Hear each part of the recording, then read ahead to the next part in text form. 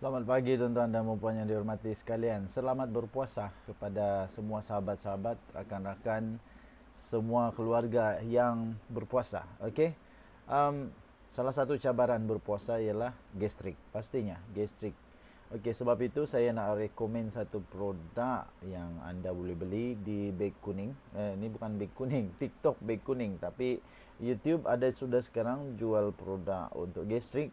Jadi ubat ini sangat bagus untuk membantu bagi anda yang ada masalah gastrik. So tekan itu, mana tahu anda dapat diskaun. Okey, so ada di sini. Tekan saja. Dan sekali lagi saya ingin mengucapkan kepada anda semua yang beragama Islam, selamat berpuasa. Sekali lagi, ini baik untuk yang ada gastrik, boleh membantu. Okey, selamat berpuasa dan ini bagus untuk gastrik. Okey. Salam sejahtera Malaysia. Dengar tadi suara rakyat bergema di channel ini. Sekarang ini isu yang paling terkenal di seluruh Malaysia adalah isu tentang Perdana Menteri ke-9 Datuk Seri Ismail Sabri Yaakob yang dikatakan mempunyai kaitan dengan salah satu rasuah paling mengejutkan pada ketika ini, yang mana SPRM telah menjumpa sebanyak 170 juta wang tunai dan lebih kurang berapa berkilo-kilo emas ya, yang juga bernilai lebih kurang 7 juta. Kemudian ramailah orang duk kata ini mainan politik, ini adalah arahan daripada seseorang membalas dendam dan sebagainya. Tapi saya nak beritahu pada tuan-tuan dan puan yang dihormati sekalian, mungkin itu pernah berlaku pada zaman dulu, pada zaman sebelum Perdana Menteri yang ke-10 sekarang ini, PMX kita ini memerintah. Mungkin dulu itu pernah berlaku pada zaman-zaman yang dulu-dululah sebelum Perdana Menteri kita sekarang. Mungkin itu pernah dulu berlaku dengan Atuk Osaka, dengan macam-macam lagi lah. Tapi untuk Datuk Seri Anwar Ibrahim tidak ada.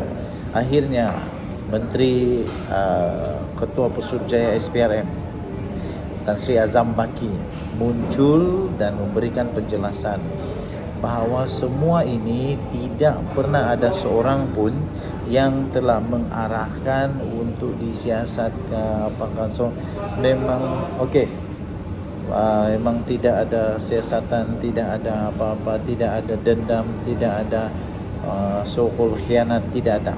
Tidak ada. Tetapi ini semua kerana ada orang telah menyampaikan maklumat. Ini semua berlaku kerana hendak menyelamatkan negara Malaysia. Ini bukti dia bahawa Datuk Seri Anwar Ibrahim tidak kira bulu, tidak masuk campur.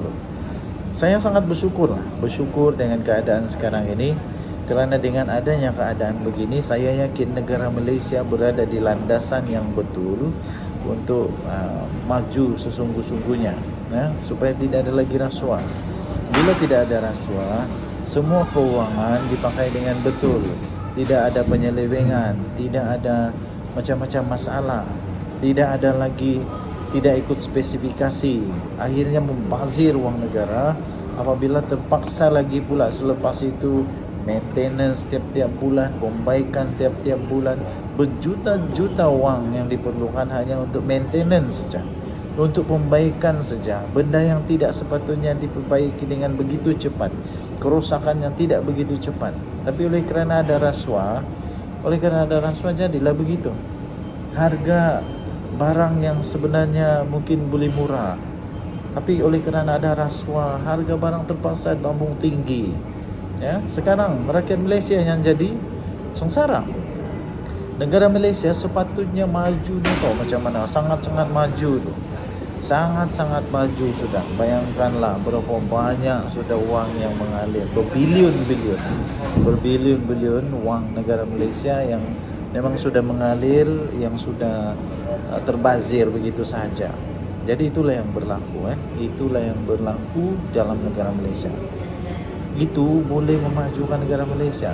Bayangkan dengan bilion-bilion itu, berapa banyak sekolah, berapa banyak bandar, berapa banyak pekan yang boleh upgrade. Tetapi itulah. Jadi kita kembali kepada Datuk Seri Ismail Sabri Yaakob. Jadi Ketua Pesuruhjaya SPRM menyatakan bahawa ini tidak ada campur tangan dari mana-mana pihak, tidak ada juga arahan dari mana-mana pihak. Ini memang betul-betul kejadian, ya. Dan tidak ada istilah politik dendam. Politik dendam tu zaman-zaman Atok Saka tu. Itu zaman-zaman itu politik dendam. Tapi Datuk Seri Anwar Ibrahim tak mainlah dendam-dendam. Tak main dendam-dendam. Tak ada untungnya untuk berdendam. Okey, so kita tunggu saja. Sekali lagi, jangan buat persepsi apa-apa dulu. Jangan dulu buat sebarang kenyataan yang tidak betul dan sebagainya. Yang penting kita berdasarkan kepada fakta. Fakta menyatakan bahawa ini bukan politik dendam. Ini bukan satu balas dendam. Ini bukan satu yang dirancang, tidak. Ya? Jadi jangan salahkan kepada Datuk Seri Anwar Ibrahim. Okey?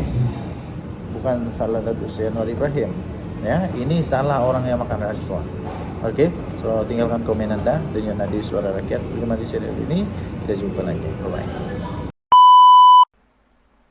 Selamat pagi tuan-tuan dan puan yang dihormati sekalian. Selamat berpuasa kepada semua sahabat-sahabat, rakan-rakan, semua keluarga yang berpuasa. Okey.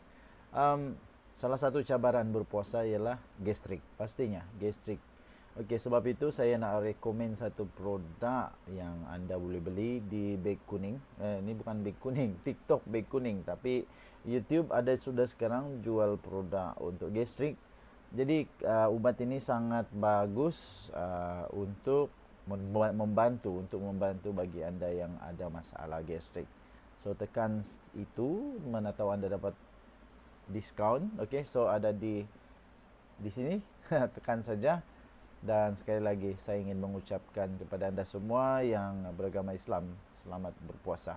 Sekali lagi, ini baik untuk yang ada gastrik, boleh membantu. Okey, selamat berpuasa dan ini bagus untuk gastrik. Okey, salam sejahtera tuan-tuan dan puan-puan. Hari kedua berpuasa, saya dikejutkan dengan satu berita daripada Berita Arus Perdana. Ini telah diterbitkan di Berita Arus Perdana. 170 juta tunai. Kamu tahu tak berapa banyak? Adakah anda tahu berapa banyak 170 juta tunai? Ini bukan dalam bank. Apa barang main dalam bank, ini tunai, tunai 170 juta tunai dan 7 juta, lebih kurang 7 juta nilai jongkong emas. Ini luar biasa. Ini membabitkan siasatan yang sedang dijalankan oleh SPRM kepada yang melibatkan bekas Perdana Menteri Datuk Seri Ismail Sabri Yaakob. Okey. Ini satu yang sangat mengejutkan, satu yang amat mengejutkan. Okey, persoalan saya bukan hanya kepada bagaimana 190 juta tunai ini boleh ada dalam hanya masa beberapa bulan. Tak sampai 2 tahun. Begitu. Jongkong emas pula lagi tu. Oish. Okey. Persoalan yang seterusnya ialah siapa lagi yang terlibat? Siapa lagi yang terlibat? Siapa lagi sebenarnya yang terlibat dalam perkara ini? Dikabarkan ada 10 orang saksi telah pun dipanggil untuk memberikan keterangan. Okey, pada waktu itu kalau anda masih ingat, Perdana Menterinya siapa? Datuk Seri Ismail Sabri Yaakob. Timbalan Perdana Menteri siapa? Siapa menteri-menteri kanan? Siapa ada dalam kerajaan pada waktu itu? Siapa ada dalam kerajaan waktu itu? Ada Bersatu, ada PAS, ada UMNO dan banyak lagi parti lain. Jadi ini baru sikit.